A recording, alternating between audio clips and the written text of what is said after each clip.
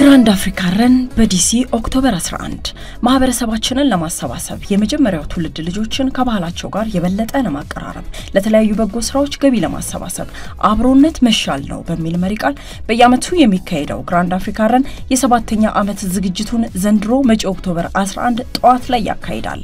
ለአዋቂዎች የ5 ኪሎ ሜትርና ለህፃናት የ1 ኪሎ ሜትር በርምጃ በሶምሶማ አሊያም በሩጫ የሚካፈሉበት ዝግጅት ተሰናድቷል። የ2026 ቶዮታ ኮሮላ በዝግጅቱ አጋር አሌክዛንድሪያ ቶዮታ ለተሳታፊዎች በሎተሪ እጣ እንዲቀርብ ተዘጋጅቷል። አንደኛም ሆነ መጨረሻ ቢያጠናቅቁ ሁሉም የማሸነፍ እኩል እድል አለው። በዝግጅቱ ቀን ማጠቃለያ ላይ የሎተሪ እጣ የማውጣት ስነ ስርዓት ተከናውኖ የመኪናው አሸናፊ በይፋ ይገለጻል። በርምጃ በሶምሶማ ወይም በሩጫ ከዝነኛ አትሌቶቻችን ጎን ለጎን ሆኖ በአብሮነት ያሳልፉ። ለመመዝገብ www.africarun.com ይጠቀሙ። ግራንድ አፍሪካ ረን ኦክቶበር 11 ጠዋት። በየዓመቱ በጉጉት የሚጠበቀው በቨርጂኒያ አሌክዛንድሪያ የሚካሄደው የፎል ፌስቲቫል የ5ኛ ዓመት በዓል ደረሰ። በዝግጅቱ በመታደም ከንግዱ ማህበረሰብ ጋር ትስስር ይፈጥሩበታል። ለአዳዲስ ስራ ፈጣሪዎችም ከህዝብ ጋር የመገናኛ ትልቅ አጋጣሚ ነው። በለቱ ወጣቶችን ከባህላቸው ጋር የሚያስተሳስር ልዩ የሙዚቃ ዝግጅት በታዋቂው ውዝዋዜ ባለሙያዎች ታጅቦ ይቀርባል። ለልጆች የተዘጋጁ መጫወቻዎችና የተለያዩ አዝናኝ ዝግጅቶችም አሉ። የባህል ምግቡ፣ ቡናው፣ ሁሉም ነገር ተዘጋጅቷል። የተለያዩ የባህል አልባሳትና ጌጣጌጦችም በስፍራው ይገኛሉ። ሁላችንም ከልጆቻችን ከወዳጅ ዘመድና ከቤተሰብ ጋር በመሆን በዝግጅቱ ላይ እንታደም። የመግቢያው ቲኬት በለቱ $15 ሲሆን በኦንላይን አስቀድመው ለሚገዙ $10 ብቻ በመሆኑ በድሉ ተጠቀሙ።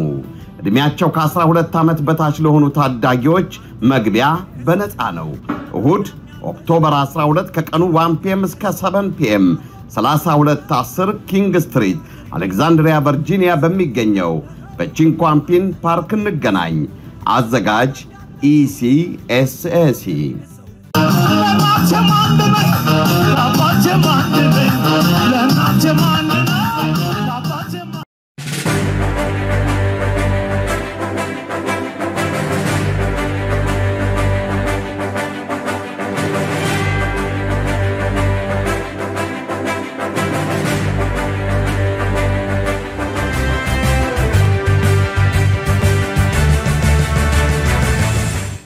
ሰላም ጤና ይስጥልን ተመልካቾቻችን፣ እንደምን ዋላችሁ እንደምን አመሻችሁ። ከአንከር ሚዲያ ዝግጅት ክፍል የአክብሮት ሰላምታችንን እናቀርባለን። በኢኮኖሚ ጉዳይ ላይ በማተኮር የምናቀርብላችሁን መሰናዶ ዛሬ በሳምንቱ ለሁለተኛ ጊዜ ዳግም መተናል። ለዚህም በዋናነት ባለፈው ዝግጅታችን የኢትዮጵያ ብሔራዊ ባንክ ባንኮች ማበደር ያለባቸውን መጠን በተመለከተ አዲስ ማሻሻያ ይፋ ማድረጉ የሚታወስ ነው። ያንን ማሻሻያ በተመለከተ በተዛባ መልኩ መረጃውን ይዘን ከፕሮፌሰር ተሾመ አበበ ጋር አንድ ቆይታ ማድረጋችን የሚታወስ ነው። ያንን መረጃ ለማስተካከልም እንዲሁም በሌሎች ወቅታዊ የኢኮኖሚ ጉዳዮች ላይ በማተኮር ከፕሮፌሰር ተሾመ አበበ ጋር የምንወያይባቸው አጀንዳዎች ስላሉ ዳግም በኢኮኖሚ ጉዳይ ላይ መድረክ አሰናድተን ተገናኝተናል። አብራችሁን በመቆየት ዝግጅታችንን እንድትከታተሉ እንጋብዛለን። መልካም ጊዜ።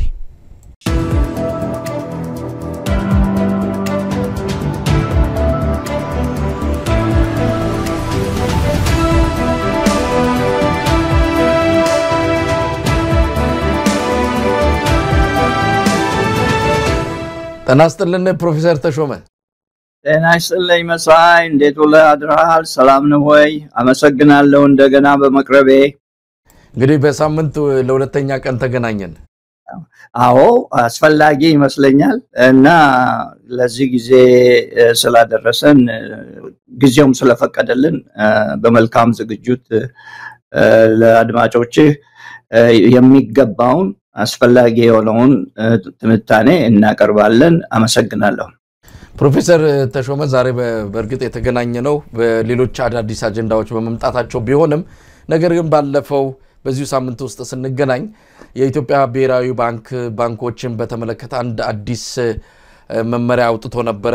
የኢትዮጵያ ብሔራዊ ባንክ አዲሱ ገዢ ሆነው የመጡት ዶክተር ኢዮብ ተካልኝ ምንድነው የስራቸውን መጀመሪያ የወንበራቸውን ማሟሻ አድርገው ያወጡት አንድ መመሪያ ነበር መመሪያውም ባንኮች የሚያበድሩትን ገንዘብ ለተለያዩ የንግድ ድርጅቶች ወይም ለሚያበድሩትን በአጠቃላይ ከ18 በመቶ በሚል የተቀመጠ ነበር ያንን ወደ 24 በመቶ እንዲያድግ ተደርጎ ነበር በወቅቱኛ ስናቀርበው የወለድ መጠን የብድር ወለድ መጠን በሚል ባንዳንድ የመረጃ ምንጮች የተቀረበውን እሱን ይዘን ነበር ውይይት ያደረግነውና ያ በተገቢው መልኩ ስላልቀረበ ያንን ማስተካከልም ስለሚገባን ከይቅርታ ጋር ተመልካቾችን ይህንኑ አሳስበን ጉዳዩ ማብራራት ስላለብን ከዚህ በተጨማሪ ደግሞ አዳዲስ የኢኮኖሚ ጉዳዮች መጥተዋል ባለፈው የአሜሪካ የውጭ ጉዳይ መስሪያ ቤት ከኢንቨስትመንት ጋር በተያያዘ ኢትዮጵያን የተመለከተ 2025 ሪፖርት አውጥቶ ነበር ሪፖርቱን በሰፊው የተወያየንበት ነው አብይ አህመድ በቀጥታ ባይሆንም በተዘዋዋሪ ምላሽ ሰጥቷል አሜሪካ ቀናችብን አይነት ይመስላል አመላለሱ በቀጥታ ቅናት ነው ብሎ ባይገልጽም ፕሮፌሰር ተሾመ በወቅቱ ያሉት ሁኔታዎች ላንሳ ኢትዮጵያ አገዛዝ አንድ መመሪያ አውጥቷል በተለይ ከብሔራዊ ባንክ ጋር በተያያዘ ባለፈው በተዛባ መልኩ ቀረበ ያልነው ነገር አስተካክለን እንጀምረው በሚል ነው እስቲ ምንድነው የተሳሳተ ነው ምንድነው ትክክለኛው የሚለውን ከርሶ አንደበት ልስማው እንግዲህ እኛ ብሮድካስት ላይ እንዳለን የደረሰ ዜና በጊዜው የቀረበልን እኛ እንደተረጎምነው ወይንም ደግሞ እንደመጣልን የብድሩ አቅም የባንኮች የማበደር አቅም ወደ ላይ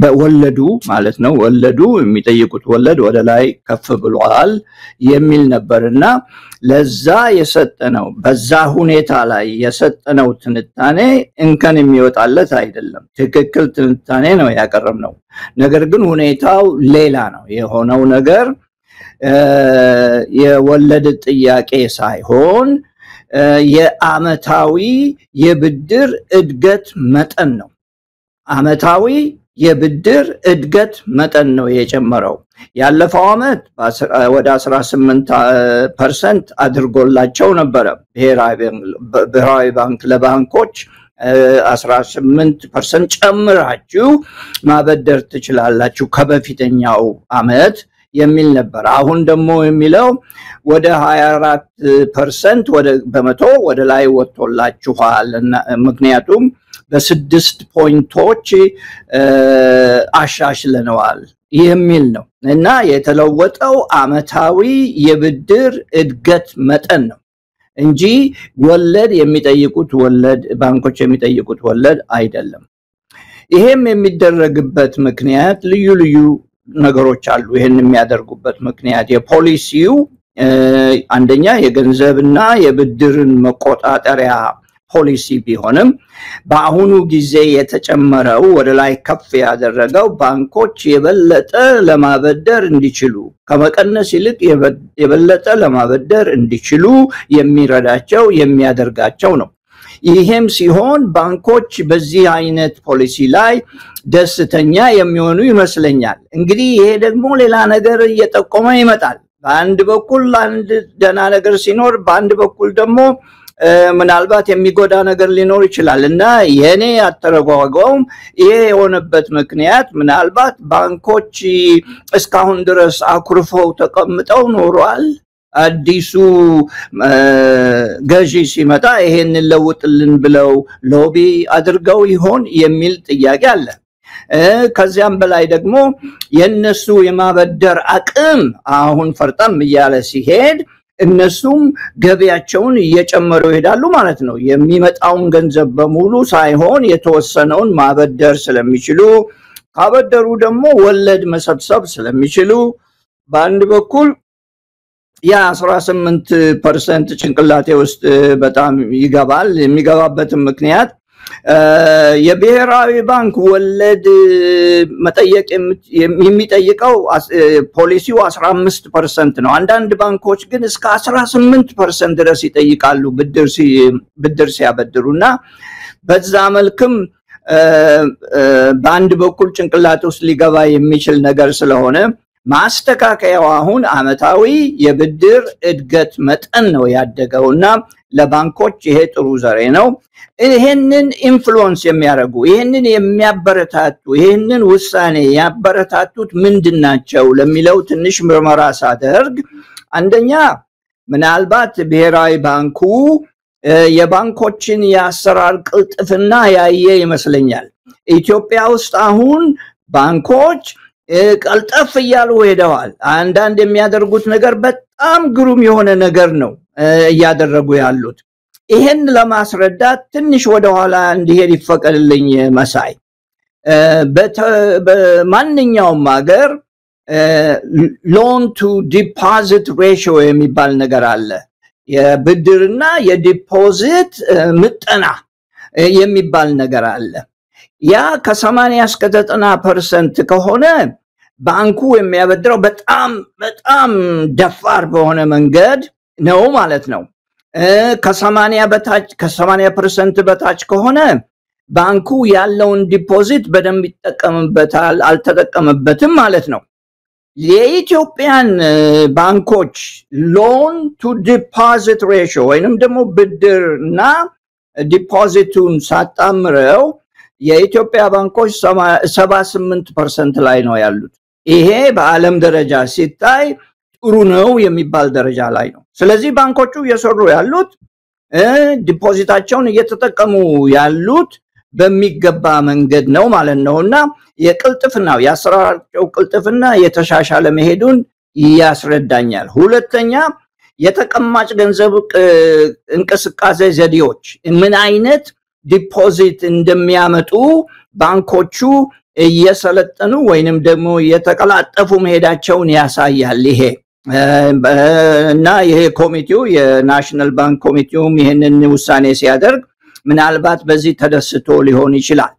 በሶስተኛ መንገድ ባንኮቹ የአደጋ መቻቻል አቅም አላቸው የሚለውን ማየት አለበት። ኦኬ አደጋ የመቋቋም የመቻቻል ደረጃ ውስጥ ያሉ ባንኮች ከሆኑ ብዙ በርከት ያለ እንዲያበድሩ ይፈቀድላቸዋል። ምክንያቱም ባንክ ውስጥ ያለ ገንዘብ የህዝብ ገንዘብ ነው።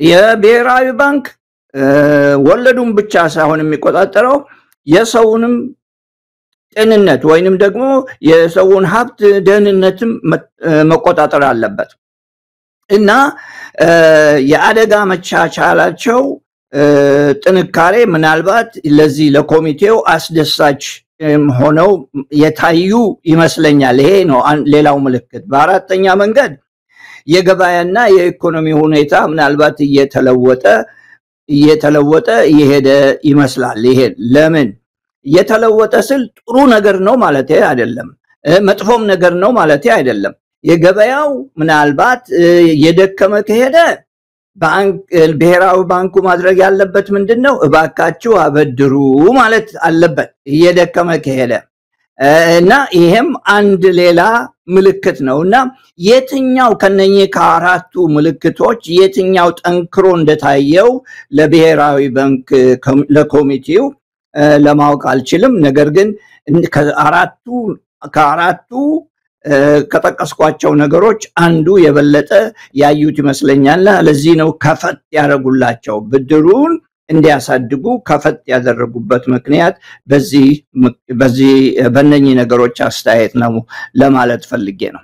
እንዳንድ ኢኮኖሚን ገና ምንም እንደማያውቅ ሰው አድርጌ ብዙዎች በዚህ ደረጃ ተመልካቾች እንደሚኖሩ እገምታለሁና አንድ ብሔራዊ ባንኮች የሚያበድሩትን ገንዘብ እንደፈለጋቸው አሁን ገደቡ ከ18% ነበረ ወደ 24% እንዲያድግ ነው የተደረገው።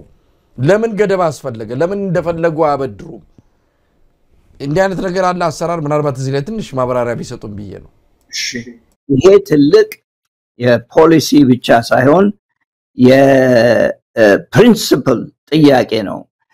የአንድ ሀገርን ያገዛዝ የኢኮኖሚ አገዛዝ የኢኮኖሚን ስርዓት የሚመለከት ጥያቄ ነው እና በትንሹ ለመመለስ እና ባጭሩ ለመመለስ ሞክራለሁ።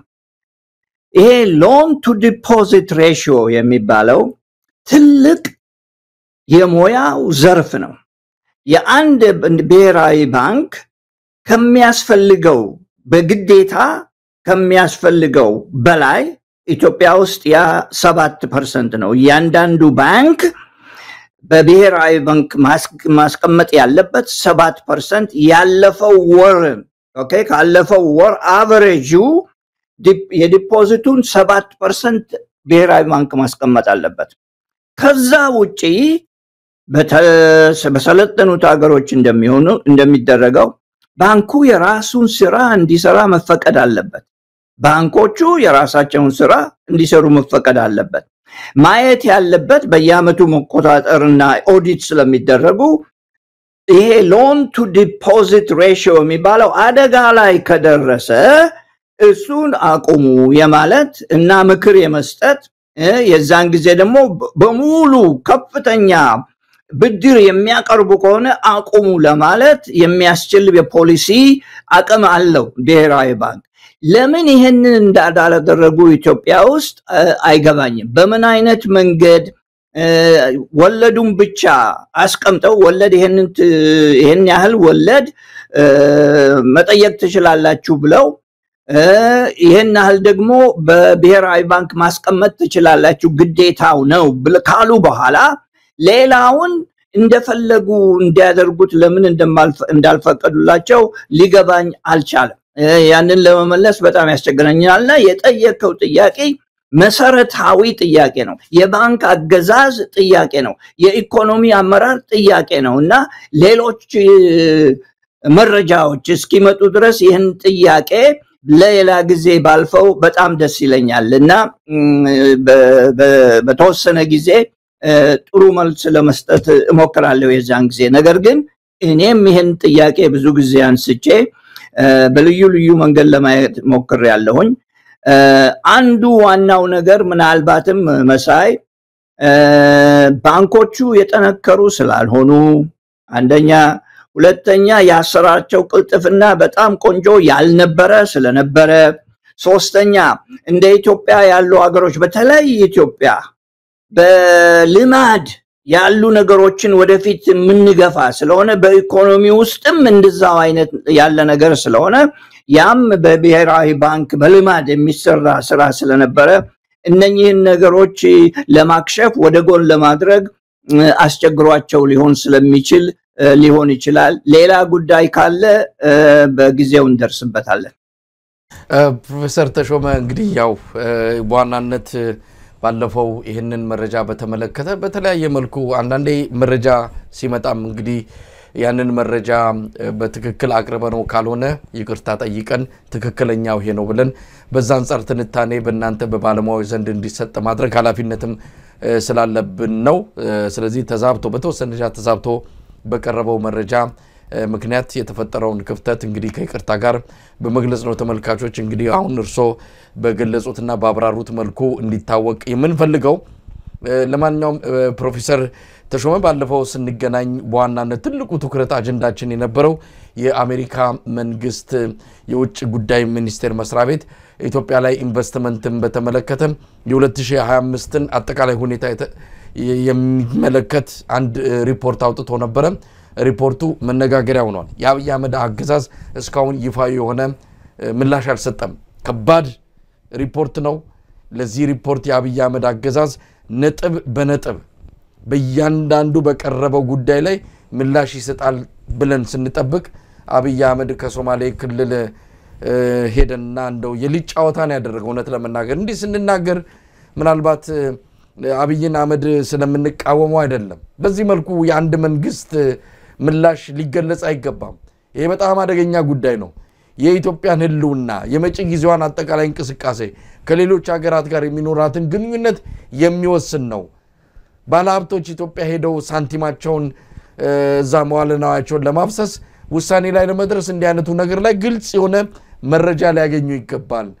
አሜሪካ እንዲህ ካለች አይ ይሄ ነገር በዚህ መልኩ መታየት አለበት የሚል ይፋዊ ምላሽ ስንጠብቅ አብይ አህመድ ግን የሰጠው ምላሽ ይሄንን ይመስላል። ፕሮፌሰር ተሾመ እስቲ እንከታተለው። ለምንድነው አንዳንዶች የማይቀበሉ በተለይ ራቅ ካሉ አካባቢዎች ያን እንደሆነ በቃ ለአፍሪካ ለኢትዮጵያ ያ የጨቀየው ያላማረው ነገር በቂ ነው ብሎ የሚያስቡ ሀገራት፣ ግለሰቦች፣ ቡድኖች ብዙ ጊዜ በደስታ ያዩት አንደኛ እነሱም ለጥያቄ እየመጣባቸው ነው እንኳን እናንተ አፍሪካን እያደረገ ነውና ለምን አትሰሩ የሚባል ጥያቄ አለ በሌላ መንገድ ደግሞ ለኛ በቂ ነው ብለው የማሰብ ችግር አለ ለእንደዚህ አይነት ጆሮ ውስጥ አያስፈልግም ለኛ የጀንን የሚያስፈልገን የሚጠቅመንን እኛንም እናቀው የጀንን የሚያስፈልገንን ከኛ ላይ ለዜጎቻችን የሚያስብ ከኛ ላይ ለሀገራችን የሚቆጭ ከኛ ላይ የኛን ልማት የሚያስብ ኃይል አለ ብሎ መጠበቅ የዋህነት ነው ያማ ቢኖር ለረጅም ዓመታት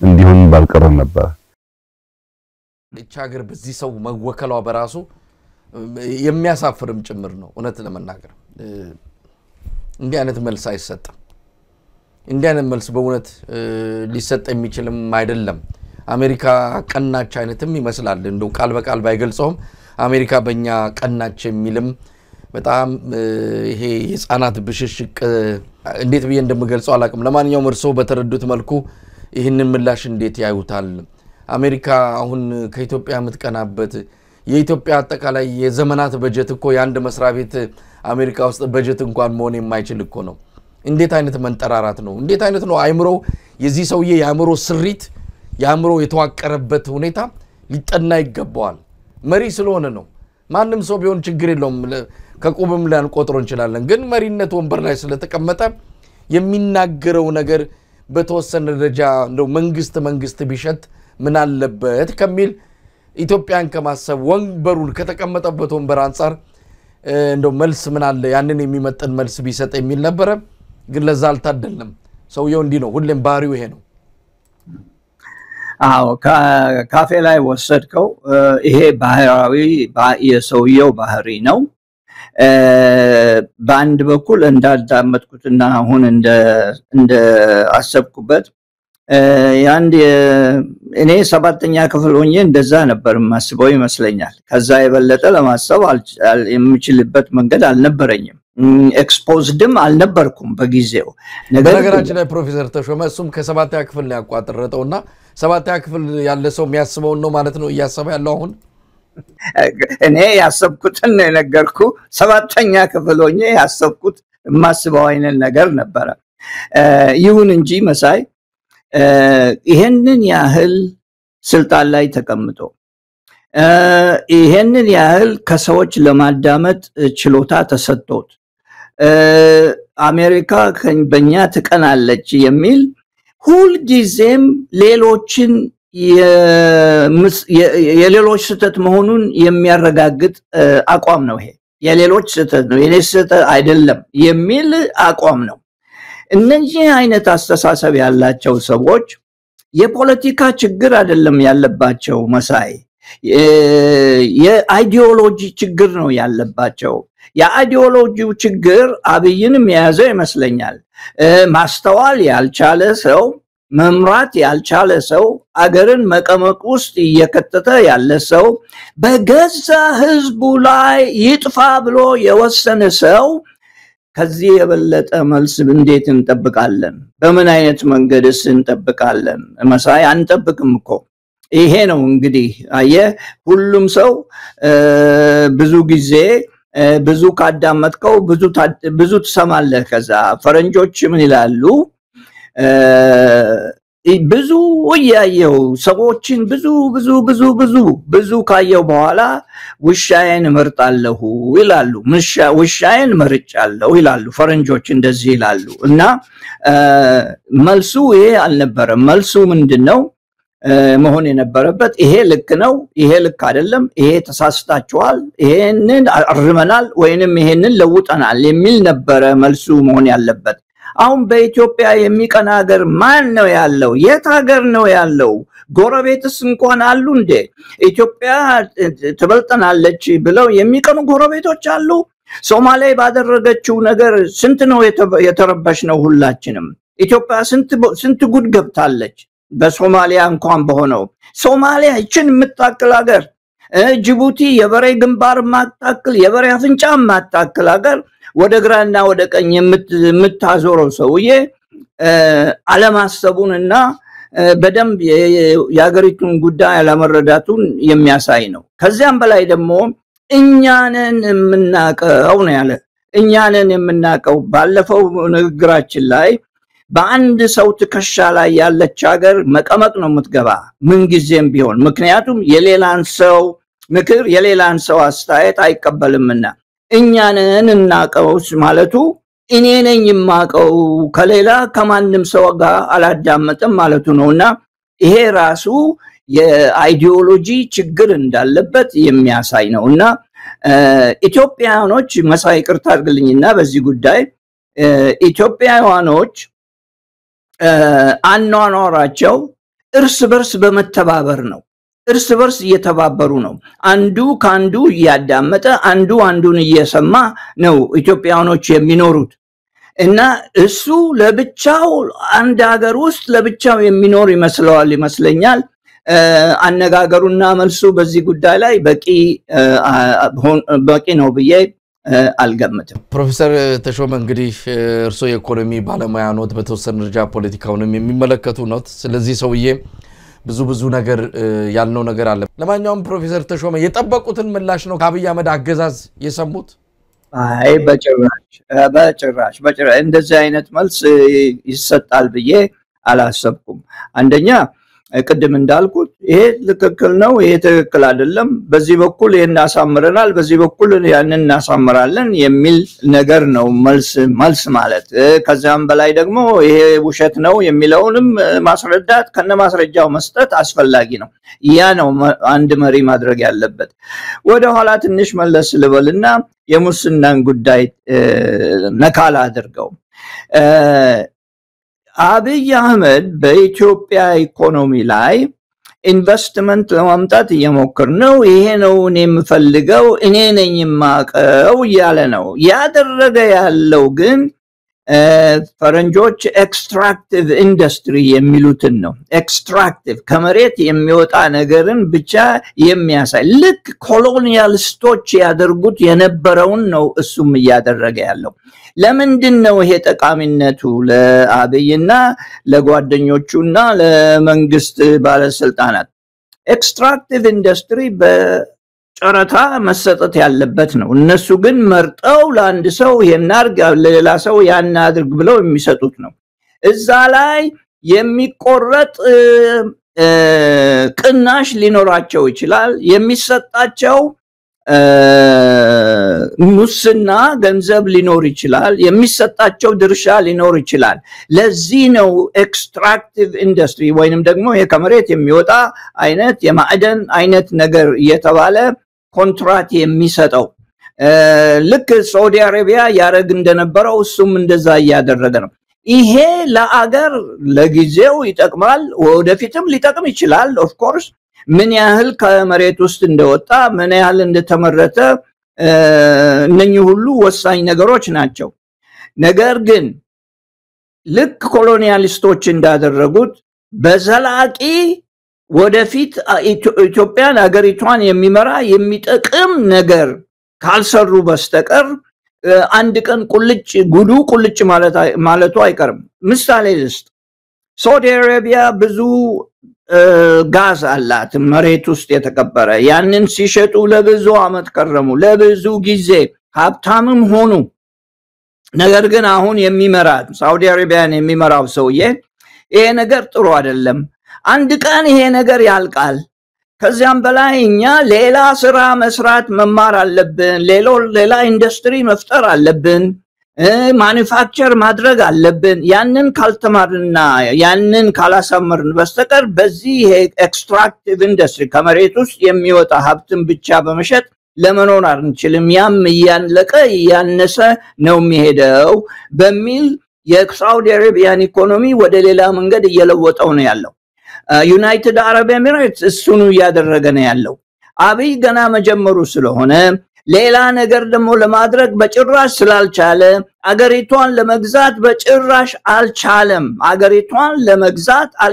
ለመግዛት የሚችለው የተወሰኑ ቀበሌዎች የተወሰኑ ቦታዎች በኢንዱስትሪ ምልክት እየተደረገ ለምሳሌ ከዚህ ጋዝ እናወጣለን ብሎ ያችን በመክበብ ከዛ ደግሞ ወርቅ እናወጣለን ብሎ ያችን በመክበብ በዛ ላይ ደግሞ የሙስና ስጦታው የበረከተ ስለሚሆን በመንግስት መስሪያ ቤት ላሉ እነኚህን ለማዳበር ያደረገ ያለው ነውና እኔ አውቃለሁ ባይነት ችግሩ ይሄ ነው ከሌላው ጋር አትተባበርም እኔ አውቃለሁ ካልክ እኔ ካንተ ጋር አልተባበርም እኔ አውቃለሁ ካልኩኝና የሱ አይዲዮሎጂ ይሄ ነው ከዚያም በላይ ደግሞ ኢትዮጵያ የምትባል አገር እንደ ችግሩ ነው የሚያያት ኢትዮጵያ የምትባለው ነገር እንደ ችግሩ ነው የሚያያት እና ይሄ ትልቅ የአይዲዮሎጂ ችግር ያለበት ሰው እንደሆነ የሚያሳይ ነው መልሱ በዛ መልክ ነው የማየው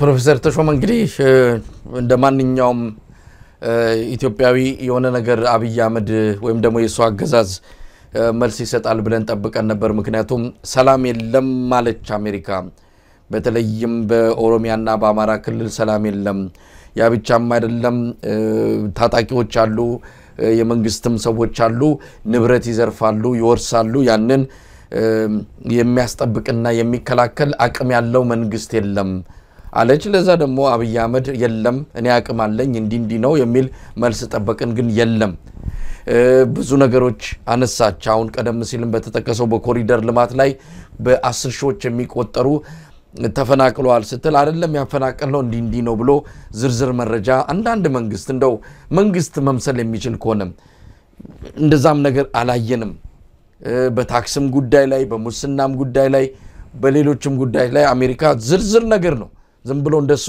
በጨበጣ አይደለም ነገሮችን የምትናገረው ወይም ዝም ብሎ በደመ ነፍስ አይደለም መረጃ ማስረጃ ብዙ ነገሮችን ይዞ የሚያደርጉት ነውና ለዛ መልስ እንደ አንድ መንግስት ይሰጣል ብለን ስንጠብቅ ያው የለመደበትን ይሄ አማርኛ እየተመዘዘ ቃላት እየደራረበና እየደረተ የሚናገረውንና በዚህ በጥቁር መነጽር ውስጥ ሆኖ የሚያወራውን እንዲያነ ዲስኩር ነውንም ያቀረበው ይሄ ኢትዮጵያንም የሚያረክስ ኢትዮጵያንም የሚያዋርድ ነው ሰውየው አንደኛውን ጭቃ ነክቷል በስብሻለሁ ብሏል የበሰበሰ ደግሞ ዝናብ ስለማይፈራ ጨፍኖ እየደን ያለው ስለዚህ ከሱ የምንጠብቀው እና ያደረገው ከአብይ አህመድ ከዚህ በላይ አንጠብቅም ነገር ግን ኢትዮጵያን የተዋረደችው ኢትዮጵያ ናት የምትጎዳው አሁን እሱ እንዳለው ይሄኛ የምንፈልገውን እኛን የምናቀው ሌሎች አይነግሩንም ማን ነው እስቲ አብይ አህመድ 2013 በተደረገው ምርጫ ኮሪደር ልማት ስራልኝ ብሎ ድምጽ የሰጠው ኢትዮጵያዊ ያለ ለሱ በህዝብ ስም ሲናገር የትኛው ህዝብ ነው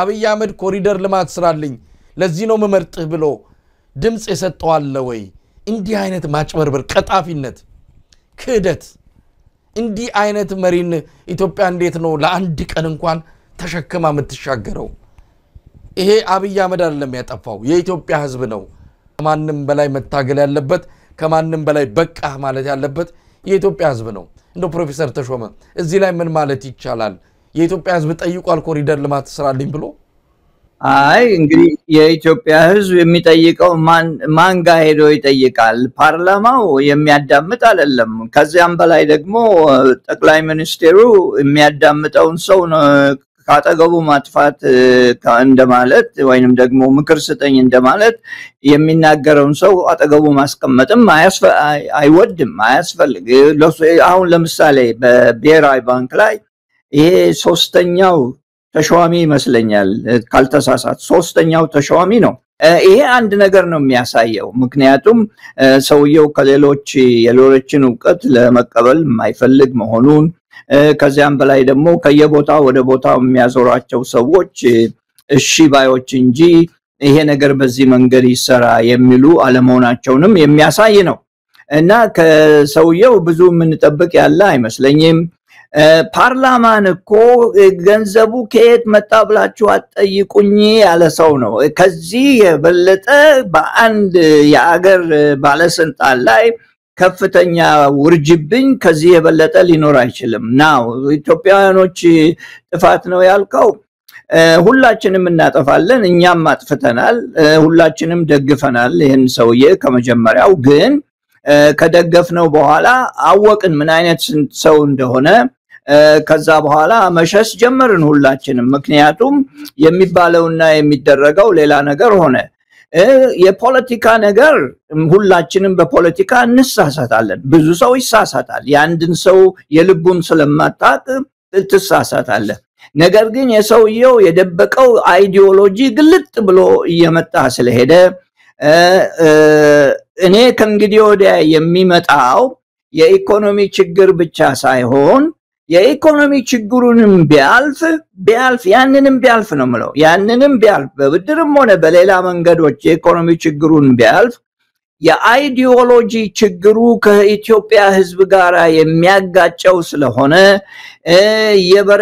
ቀኑ የበረከተ ሲሄድ ይሄ ደግሞ ግልጽ እንደሚሆን ስለሚታይ ዛሬ አማራ ይጥፋ ያለው ነገ ሶማሌ ይጥፋ ተነጎዲያ ደግሞ ጉራጌ ይጥፋ ከዛ በኋላ ደግሞ ሌላው ይጥፋ ማለቱ የማይቀር መሆኑን ህዝብ ሲገነዘብ አመጽነትን የሚያመጣ ይመስለኛልና ምናልባት እነኚህ ነገሮች እየገነፈሉ እየተደመሩ ሲሄዱ ብዙ ነገር በጌም ቲዮሪ ይሉታል አሜሪካኖች በዛ መንገድ ስናየው በዚህ በኩል ይሄ ሊሆን ይችላል ብለን ስናየው ብዙ ችግሮችን ሊነሱ ይችላሉና ይሄ የፖለቲካ ችግር ብቻ አይደለም መሳይ ይሄ የአይዲዮሎጂ ችግርም ነው ኢትዮጵያን እንደ ችግራቸው ያዩ ባለስልጣናት ናቸው አሁን ኢትዮጵያን እየመሩ ያሉ ኢትዮጵያ አንድነቷን የማይፈልጉ ይሄ የአይዲዮሎጂ ችግር ነው አንድ የሆነች እንደሆነ ኢትዮጵያ የነሱ ችግር የሚመጣ ይመስላቸዋልና ይሄ የፖለቲካ ችግር ብቻ አይደለም እና ህዝቡን በዛ መንገድ እየመሩ ነው ያሉት ህዝቡን በዛ መንገድ እያነቃነቁ ነው ያሉት ነገር ግን ለዘላለም ዝናብ አይዘንብም ለዘላለም ፀሐይም አይወጣም እና የሚቀያየርበት ጊዜ ሊደርስ ይችላል ሰውየውን ምን አይነት አይዲዮሎጂ እንዳለው ምን አይነት ልብ እንዳለው የማይገነዘብ ደግሞ እሱ የሚለው እንጂ ሌላ ሰው የሚለው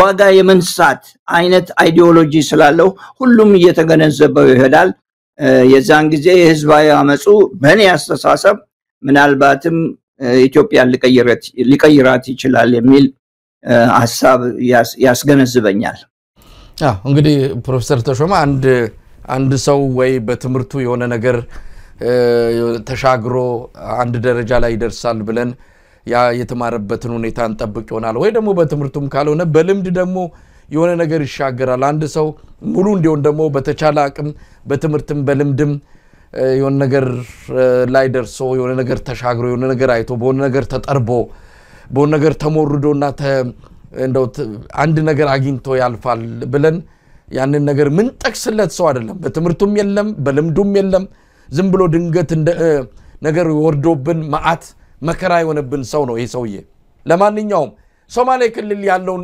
የሰሞኑን ግርግር እንዴት እየተመለከቱት ነው ጋዝ እና መነጫለን ከመስከረም ወር ጀምረን ለዓለም አቀፉ ገበያ እናቀርባለን አለ የኢትዮጵያ ህዝብ እሰየው እልል አለ ግን የለም ጭራሻው መሰረተ ድንጋይ ነው እያስቀመጠ ያለው የማዳበሪያ ፋብሪካ ከማነው ዳንጎቴ ጋር በመተባበር ይገነባል ተብሎ ባለፈው ብዙ ነገር ተባለለት ምንም አዲስ ነገር የለም ዛሬ እሱኑ ደገሙት ዝም ብሎ ፕሮፓጋንዳው ብቻ ሰማይ ምድሩን ያጥለቀለቀበት ሁኔታ ነው ያየነው እስቲ የሰሞኑን ግርግር ከኢኮኖሚ አንፃር ይመልከቱት እኛ በርግጥ ካለን መረጃና ከሚዲያችን ኤዲቶሪያል ፖሊሲ አንፃር ይሄንን ጉዳይ በመንመለከትበት መነጽር ነው የገለጽኩት እርሶ ከኢኮኖሚ አንፃር እንዴት ያዩታል የሰሞኑን የሶማሌ ክልሉን ግርግር እሱ ብቻ አይደለም ጨመር ላድርግበትና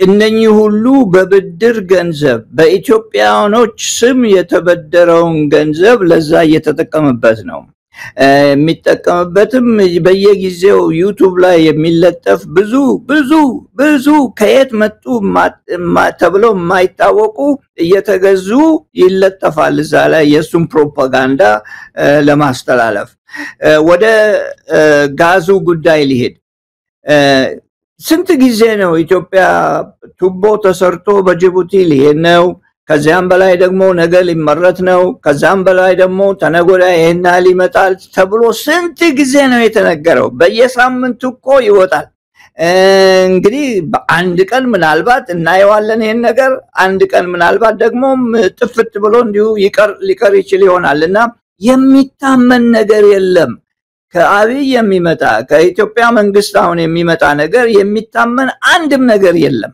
ጎረቤቶቹ የሸሹት አገር ነው ኢትዮጵያ። አሁን ጎረቤቶች የማያምኑት የሸሹት አገር ነው። የዳንጎቴን ነገር እናንሳ።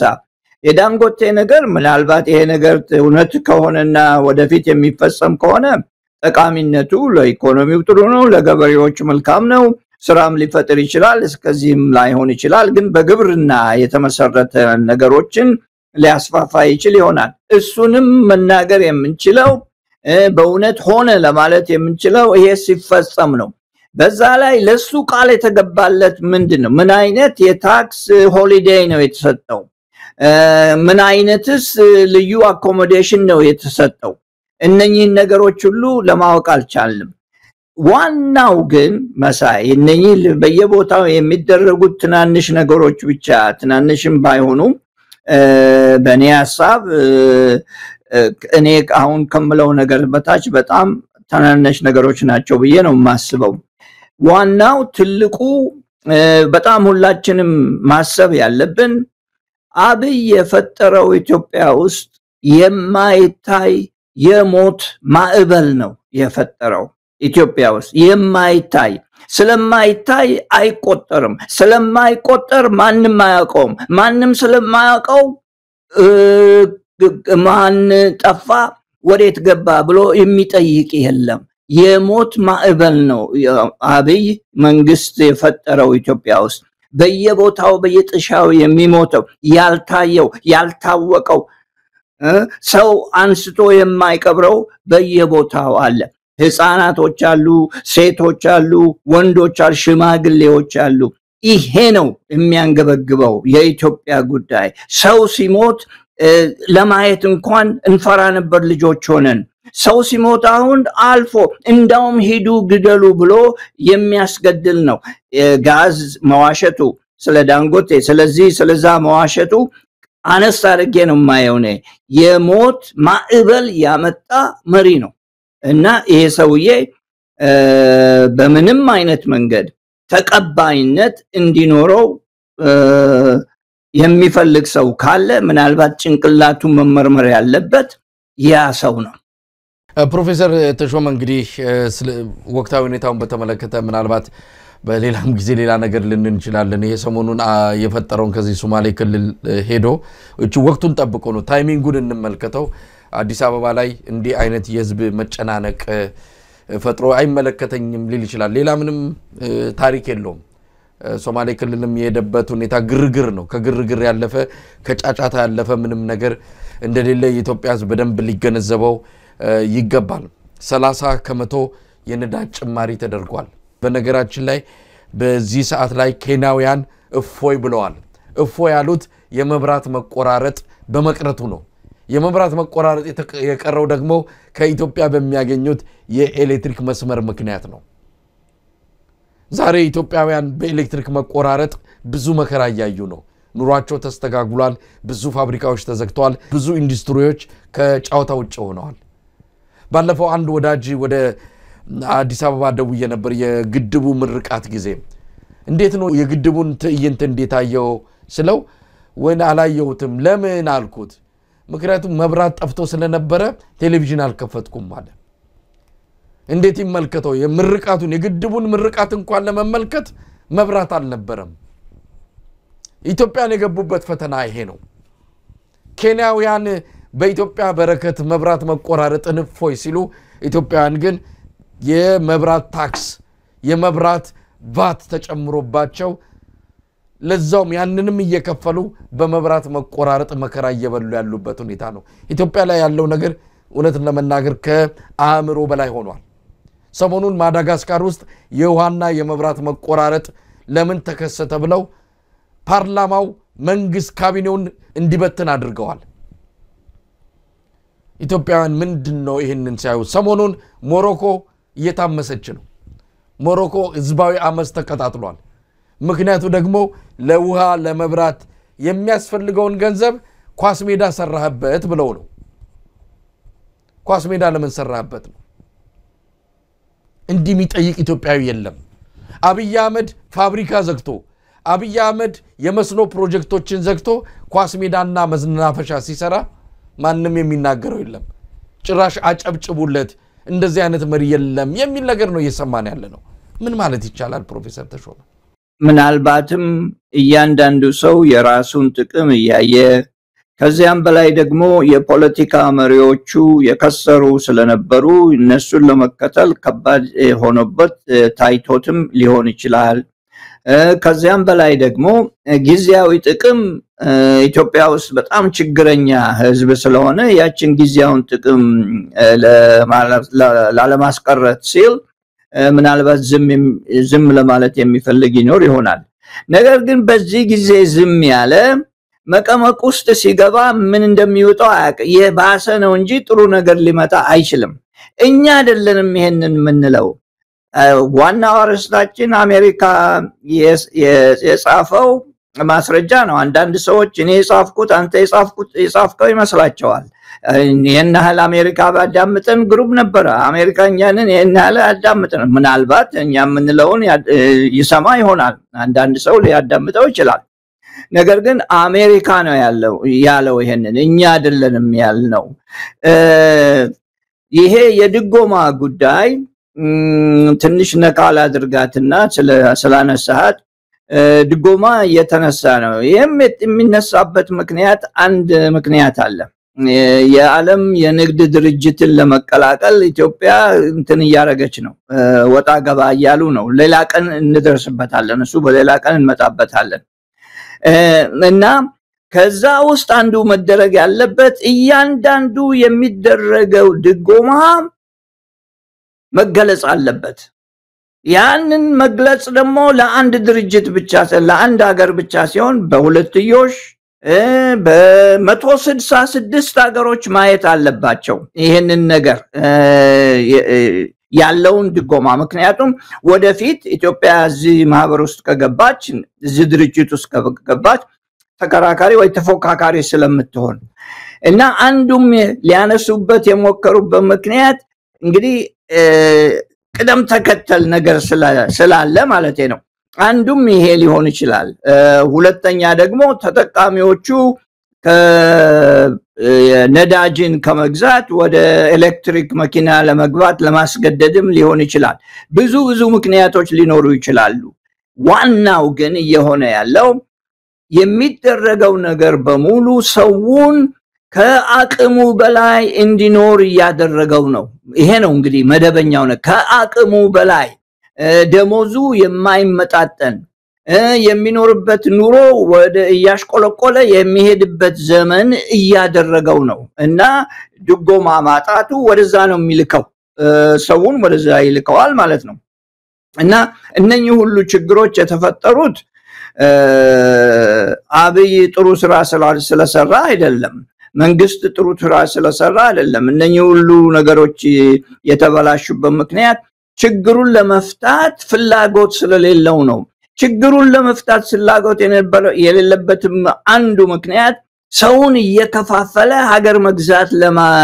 ሀገርን ለመግዛት የሚፈልግ ሰው ስለሆነ ነው አለበለዚያ የሚጠቅመው ጥቂት ሰው ከሆነ የሚጎዳው ደግሞ በዛ በኩል ሌላ ከሆነ ከፋፈለ ማለት ነው ልክ ኢትዮጵያውያኖችን በአማራ በትግሬ በመናምን እያለ እየከፋፈለ በዛ ያለ እየከፋፈለ እሱ ስልጣን ላይ ለመቀመጥ የሚሞክር ሰው መሆኑ ይሄ ግልጽ ነውና በድጎማም ሆነ በሌላ ነገሮች ላይ የሚያሳልፈው ፖሊሲ ያንን የተመለከተ ወይንም ያንን የተከተለ የሥርዓት ስልት ማድረጉ ነው እሱ ብቻ የሚያውቅ ይመስለዋል በዚህ ጉዳይ ላይ ይሄንን ዓለም ሁሉ ነው የሚያውቀውና እኛ ብቻ ሳንሆን ባይ ዘ ዌይ መሳይ ዓለምም እየተገነዘበ ነው ከጥቂት ሰዎች በስተቀር ከጥቂት መሪዎች በስተቀር ብዙዎቹ አብይን የሚቀበሉት አይመስለኝም እኔ የነገሩኝ የሉም ነገር ግን አይመስለኝም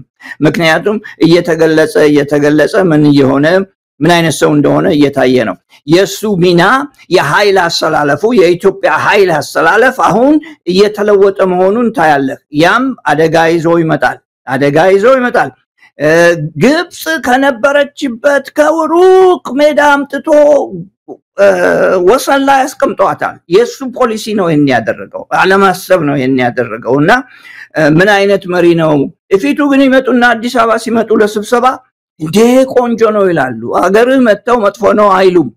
ሰው ቤት ሄደ ሰውን አትሳደብም። የሰው ምግብ በልተ መጥፎ ነው አትልም።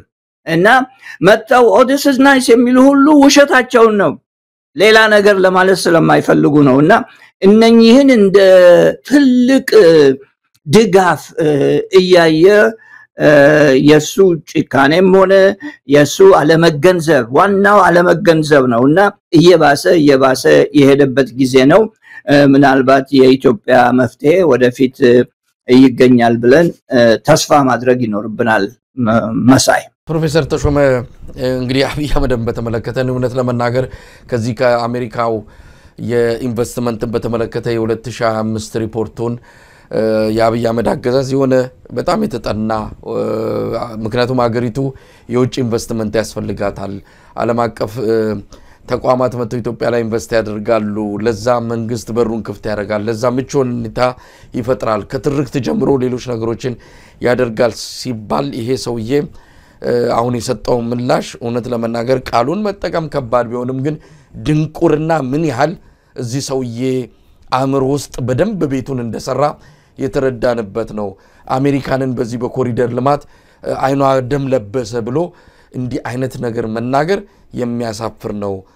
ጭራሽ ከተማውን ብቻ ሳይሆን ገጠሩንም የኢትዮጵያ ህዝብ 85% በላይ አርሶ አደር ነው። የግብርና ምርት ነው አብዛኛው የኤክስፖርት ውጤታችን እየተባለ ገጠሩንም ጭራሽ ኮሪደር ልማት ውስጥ አስገብተናል ብሎ ገጠሩንም በአምፖልና በብልጭልጭ ነገር እንዲ ጥለቀለቅ ያደረገ እንዲህ አይነት ሰው እውነት ለመናገር አንዳንዴ ነገ ከነጎዳ ምናፍርበት ነው። ይሄን ሰው አይደለም ለ7 አመት ለ7 ቀን ይሄን ሰው ቤተ መንግስት ማስቀመጣችን ራሱ ሊያሳፍረን ይገባል። በዚህ ዘመን ላለን ትውልድ ሊያሳፍረን ሊያሸማቅቀን የሚገባ ነገር ነው። ኢትዮጵያ ሰው አጣ ነው። እውነት ለመናገር የብልጽግና ሰዎችን እስቲ አንድ ጥያቄ እንጠይቃቸው። ብልጽግና የፓርቲያችሁ እንደው እኛም ምናምንበት ነው ካላችሁ አንድ ጭንቅላት ይጠፋል ይሄን ሰውዬ ልክ አይደለም የሚል ሁሉም ለዚህ ሰውዬ አጎብዳጅና አጎንባሽ የሆነበት ሁኔታ ያሳፍራል። እንደ ኢትዮጵያ ሁላችንም አንገታችንን ሰብረን በጣም ተሸማቀን ያለንበት ወቅት ነው። ቀደም ሲል ያነሱትን ጉዳይ እንደ ዋና የውይይታችን አጀንዳም እንዲሆን ፈልጌ ነበር። ኢትዮጵያ የዓለም አቀፉ የንግድ ድርጅት አባል ልትሆን የሆነ ሽርጉድ እያለች ነው። በዚህ አቅሟ እንዴት ልትሆን ነው? እንደው ከዚህ አንፃር ሌላ ጊዜ በሰፊው እንመጣበታለን። ስለዚህ ጉዳይ ተወሰነ ነገር ይበሉና ዝግጅታችንን ልናበቃ እንችላለን።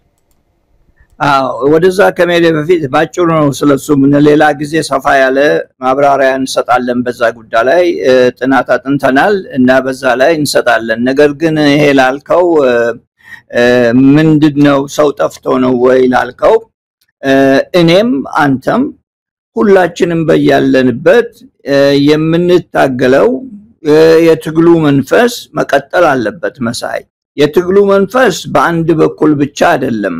በትግሉ መንፈስ በሁሉም ሰው በሚችልበት ሁሉም ማህበረሰብ በሚችልበት ትግሉን ማስፋፋት አለበት። ትግል ስል ጦርነት ግባ ማለት አይደለም። ትግል ስል ለመብትህ ለአቋምህ ለምታምንበት ነገር መቆም አለብህ። ማንኛውም ሰው ከሆነ ለሚያምንበት ሰው መቆም አለበትና እውነት ኢትዮጵያውያኖች የሚያምኑበት ነገር ካለ በኢትዮጵያ አንድነት የሚመኩና የሚፈልጉ ከሆኑ ኢትዮጵያውያኖች እኩል ሆነው አብረው ይኑሩ የሚሉ ካሉ ኢትዮጵያውያኖች ደግሞ በማህበር የተረዳዳ እንደ ድሮ መንገድ ላይ ስንገናኝ አንተለፍ እየተባባልን ነው ምናልፈው። መኪና ስትነዳ አንተ ሂድ እኔ መከተላለሁ ብለህ ነው የምትገባ። ይሄ በህብረት የተሰራ ኑሮ ነው። የኢትዮጵያኖች የህብረት ኑሮ ነው የሚያውቁትና ያ ያስፈልገናል። ያ መሆን አለበት። አንዱ በአንዱ ላይ መጨከን የለበትም። በተለይ ደግሞ አንዱ በአንዱ ላይ የሞት ትዕዛዝ ማዘዝ የለበትም ብለው የሚያምኑ ከሆነ መናገር አለባቸው፣ መቆም አለባቸው። ሁሉም ሽንጡን ገትሮ የሚያምንበትን መናገር ይኖርበታል። አለበለዚያ የህይወታችን ጉዞ እንዲሁ ተሽለክሉከን የሚናልፍበት ይሆናል። ጥቂት ነገሮች አሉ መሳይ። በህይወት ላይ የሚሆኑ አንዱ የሚሆነው መጀመሪያው አንድ ስራ ከሰራህና ከተነቃነክ ስተት ታደርጋለህ ሁለተኛው ትታመማለህ ሶስተኛው ታክስ መክፈል አለብህ ትከፍላለህ መጨረሻ ላይ አራተኛው ሁሉም ይሞታል እንዲሁ ተሽሎክልኮ መሞትም አለ እና እነኚህን የሚገነዘቡ ካሉ ኢትዮጵያኖች ሁሉም ትግሉን በሚችለው ማካሄድ አለበት ለራስና ለግል መቆም ራሱ አንድ ትግል ነው ለዘመዶችህ መቆም አንድ ትግል ነው ለወገኖችህ መቆም ሌላ ትግል ነው ለአገርህ ደግሞ መቆም እውነቱን መናገር ምንም ቢጎዳህ እውነቱን መናገር ላንተም ጥቅም ነው ለሚወዱህ ጥቅም ነው ለአገርህ ጥቅም ነው ለእውነትም ለራሱ ጥቅም ነውና በዛ መልክ አነጋገራችንን ወይንም የዛሬውን እንትናችንን ብንደመድመው የተሻለ ይመስለኛል ምክንያቱም ይሄኛው ቶፒክ ብዙ ጊዜ ስለሚፈልግ እኔ ደግሞ ሁሉ ጊዜ ደስተኛ ስለሆን ካንተ ጋር መምጣቱንና መነጋገሩን የዛን ጊዜ ደግሞ የበለጠ ማስረጃ ለመስጠት እንችላለን ለአድማጮችህም ይሄንኑ ምስጋና ለማቅረብ ፈልጋለሁ አድማጮችን በጣም ነው መኮራባቸው መሳይ በጣም ሶፊስቲኬትድ የሆኑ በእጅግ አንተን የሚወዱ የሚሰጣቸውን አስተያየቶች መርምረው የሚቀበሉ ሁሉንም ሳይሆን መርምረው የሚቀበሉ በጣም የተማሩ የተወደዱ አድማጮች አሉና እኔም ባንተ ስም ይፈቀደልኝና ምስጋናዬን ላቅርብላቸው ለነሱ አመሰግናለሁ በጣም ፕሮፌሰር ተሾመ ቀደም ሲል ያነሳውት የዓለም የንግድ ድርጅት ኢትዮጵያ አባል ለመሆን የምታደርገውን እንቅስቃሴ በተመለከተ ከብዙ ነገሮች አንፃር ሰፊ ትንታኔ ሰፊ ማብራሪያ እንደሚሰጡን አስበን ነበር የዛሬውን ዝግጅት አንድም የተገናኘው ነገር ግን ካለን ወቅታዊ ጉዳዮች አንፃር በብዙ ነገሮች ተወጥረን ያንን ቅድሚያ ሰተን ለዛ ጊዜ በማጣታችን በሌላ ጊዜ በሰፊ የምናነሳበት እንደሚሆን ለተመልካቾች ከይቅርታ ጋር እንደዚሁ ቀጠሮ ሰተን መለያየት ግድ ይሆናል ለዛሬ ለነበረን ቆይታ ከልብ ነው ማመሰግነው ፕሮፌሰር ተሾመ እኔም እንደዛው ያንተ አድማጮች እንደሚያውቁት በማንኛውም በመንገናኝበት ጊዜ መልካም ነገሮችን ለማስተማርም ሆነ ወይንም ደግሞ ለማካፈል ነው ይሄንን የምናደርገው እነኛ ያላማችን ይቀጥላል በምንም አይነት መንገድ የምናቆምበት ምክንያት የለም ከዚያ በላይ ግን መሳይ አንድ ነገር ከመጨረሳችን በፊት አንድ ነገር ትዝ ይለኛል ይታስባለሁኝ ምክንያቱም እኛ በተገናኘን ቁጥር የምናነሳው ነገሮች በጣም አንገብጋቢ ነገሮች ይመስሉኛል መንግስትም አስተያየት ሰጥባቸዋል ሰዎችም አስተያየት ሰጡባቸዋልና ይሄ ነገር መቀጠል ያለበት ነው ይሄ ነገር መቀጠል ብቻ ሳይሆን ሰፋ ባለ መንገድም መቅረብ ያለበት ነው ምክንያቱም ብዙ ፈላጊ ያለው ይመስለኛልና በዛ መልካው አለውኛ መገናኘት አመሰግናለሁ በድጋሚ በጣም ነው ማመሰግነው ፕሮፌሰር ተሾመ አበበ ሁሉ ጊዜ ጥሬን ያከበሩ ለተመልካቾችም ትልቅ ቦታ በመስጠት ማብራሪያ ብዙዎች የሚሉትም ነገር አለ ይሄ እንደዚሁ ዝም ብሎ ከፖለቲካ ወይም ደግሞ ካለው አገዛዝ ጋር ያለንን በጣም ጠንከር ያለ ልዩነት የምናሳይበት መድረክ ብቻ ሳይሆን ከኢኮኖሚ አንፃርም የተለያዩ ማብራሪያዎች ጠለቅ ያለ ግንዛቤዎች የሚሰጥበት አንዳንዶች እንደውም ቁጭ ብለን የኢኮኖሚክስ ኮርሶችን እየወሰድን ነው ብለው አድናቆታቸውን እስከ መግለጽ የደረሱበት መድረክ ላይ ሁሉ ጊዜ እየመጡ ሰዓቶትንም ጊዜዎትንም እንደው መስዋዕት አድርገው ከኛ ጋር ለመቆየት በሚያደርጉት ሁሉ ጊዜ ተበብር በዚያ አጋጣሚ አሁንም አድናቆቴን ለመግለጽ እወዳለሁ በተመልካቾች ስም እግዚአብሔር ይስጥልኝ መልካም ጊዜ መልካም ምሽት